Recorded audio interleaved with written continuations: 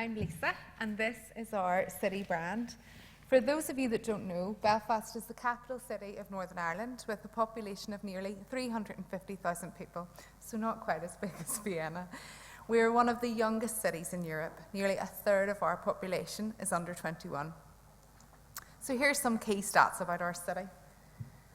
We were voted the world's #1 destination for 2008 by Lonely Planet, and we're the top performing region in the UK for GCSE results in 2018. Almost 75% of our new investors reinvest in the region, and we are Europe's most friendly city for our size. But of course, we're more than stats, and people usually hear more than stats when they think Belfast. Sometimes we are known for our history, and now we have a different story to tell. Our brand journey helps us tell that new story. Our brand form down at the bottom here came about by the shape of our city and our city boundaries. And through our brand building workshops and focus groups, we discovered a proposition that really captured the edge, spark, spirit of our city, which meant it was personal, really human at its heart. And the result was our proposition, Energy Unleashed. And our brand behaviours, which were to be ourselves, be positive, dream it, do it, work hard. So we have our look and feel. And we knew our proposition, which was Belfast today is full of ambition, optimism, and above all, energy. A great city held back for too long, now looking forward and outward, ready to tell our story to the world. You can feel this energy. It touches all who live here or visit us. It drives opportunity, powers entrepreneurs, and empowers our youth. It provides the spark for innovation, creativity, and ingenuity. Our universities rival the best in the world. We have never been short on talent or skills, never been shy of hard work, and now we are ready. Ready for investment, ready for visitors, ready for fresh challenges, ready for those with get up and go. Are you ready for Belfast? A city resurgent, reimagined, re-energised. Welcome to Energy Unleashed. So we knew our proposition, and that's really easy. The rest is going to be a total doddle for us. Not at all. So why were we rebranding? Our case for change was simple. We had a new city plan, a community plan with ambitious goals, and we had a new leadership team to support that plan. So some of our goals included that by 2035, our city will have additional 66,000 people. And by then, we hope our economy will support another 46,000 additional jobs. But really, importantly, there was widespread recognition that the old brand didn't reflect the city spirit or vision. It was dated. And like all cities, we have our own style, an edginess that wasn't reflected in our brand. And our story, again, is different to what you will sometimes hear. A German placement student recently joined my team and was really impressed with the cultural offering in the city and the lack of need for police on the streets at major city events. It was different to the city that he thought he was visiting. So our vision didn't incorporate that, and it didn't incorporate the wonderful opportunity that existed, especially within that under 21 group that make up a third of the population. In short, there was real widespread recognition that our brand didn't reflect this new vision, which was Belfast will be a city reimagined and resurgent, a great place to live and work for everyone. So in our brand building and implementation, we did all you would expect us to do. We had citywide participation with all sectors and residents. We had benchmarking, focus groups, audits. But really, our internal and external PR was invaluable to us. At one particular, very small brand breakfast, we realised that our collective reach in the room with our partners was 2.5 million followers. I can't remember how many in the room. There was maybe about 10 of us. So we really recognised the strength in those partnerships and celebrated them in order to get the best for them. We were really flexible with the brand, with the gradients, the colours, the fonts, the lines, the language. We made it really easy to use so that we kept it real. And that was just to make sure our partners used it. And because of that, it has become a real conversation. Our brand evolves through that constant conversation with our partners. But it really challenged us to have a look at our own values internally, and as a result, update our value programme with our staff. We weren't as flexible internally as our brand values expected us to be, And as an organisation, it meant that we needed to really break down our walls, challenge our roles, and raise our heads high by going the extra mile, which isn't always typical in an organisation like a city council. So we're all owners of the brand, and that meant that the brand continued to be a true reflective identity of the city, and continues to be.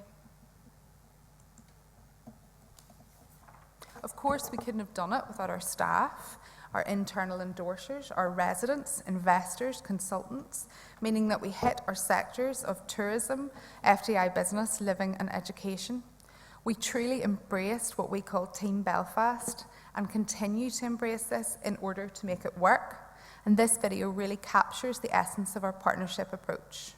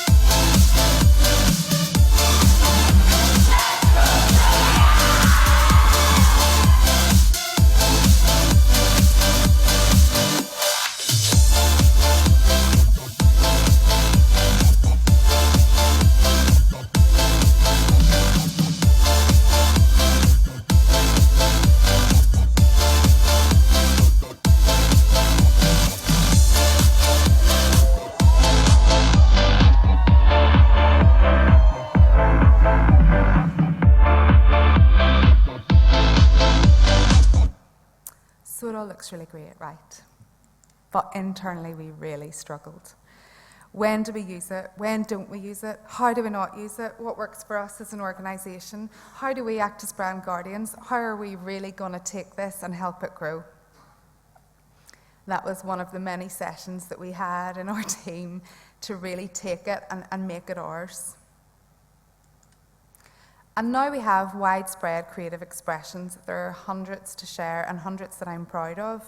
But here's just a flavour. This is BBC's biggest weekend, and we worked with BBC to make sure that they branded it to suit and match our city, and an asset firm's investment board on a major development in the city. We kept it current. This is our Christmas marketing campaign for this Christmas. This Christmas, Make It Belfast, down at the bottom, with global reach, and others doing with what they wanted with the brand. So it's really brilliant to see when other organisations and charities take the brand on and decide to do things to it. This is an equal marriage campaign this year, which Pride had taken our brand and adapted it to work for Instagram. And this is our stand at MIPIM this year in Cannes. George Mitchell and Bill Clinton receiving their branded Freedom of the Cities. And we really did maximise our partnerships, working with organisations like our zoo and the city leisure centres to make sure they embraced the brand however they wanted to. So we use these lines called energy lines, which are part of the shape that I showed you at the beginning, which looks like the starburst. Our young people kept it creative, and that was an image from our recent culture night, and so did our gardeners, botanists.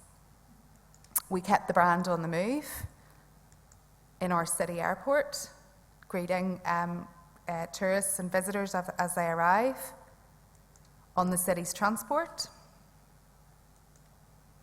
And of course, we faced all the obstacles and challenges that you would expect, and I'm sure you've all faced. We didn't do as much as I intended, or as much as I wanted to, as quickly as we could. Our activation time was longer than we anticipated, but you know what? In retrospect, faster isn't always better. If you want people to understand the brand's real value, it turned out to be the right pace of implementation. It meant that it remained authentic. Individual identities within the city, or dated branding, also meant that the brand became a bit of a stamp at times, which we had logo fests and all sorts, and still do, and that's hard because it's really the opposite of what it's meant to be. We're a really small city, but we all have our politics. I'm sure you've all heard about our politics.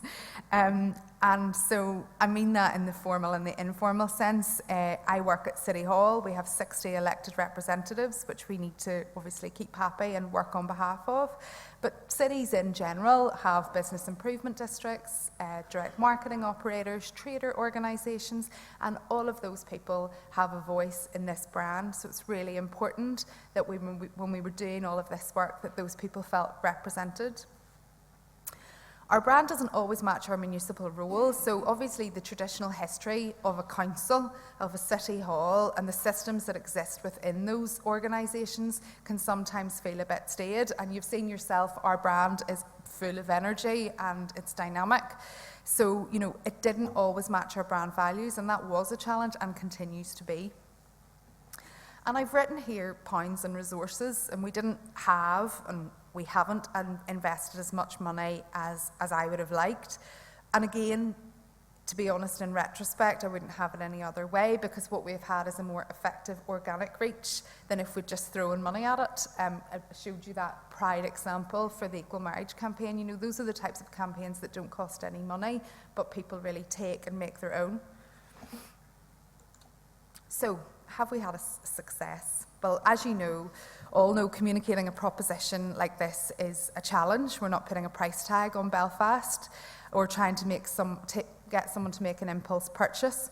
We're communicating a feeling, an authentic feeling of what it means to live, work and love people in Belfast, a feeling that makes our city a venue for entrepreneurship and investment, a home from home. And there's no doubt that now is the time to be in Belfast, and there's so much to be excited about. So here's just a flavour of what people are saying about Belfast right now, and all these statements for me are right on brand, which is a success. Daniel Leapskin recently said Belfast is very much poised to be one of the most truly interesting cities in the world.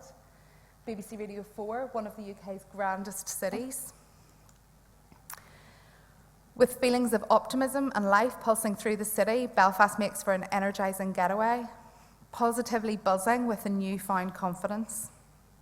All statements right on brand. And yes, there's more to do. There always is.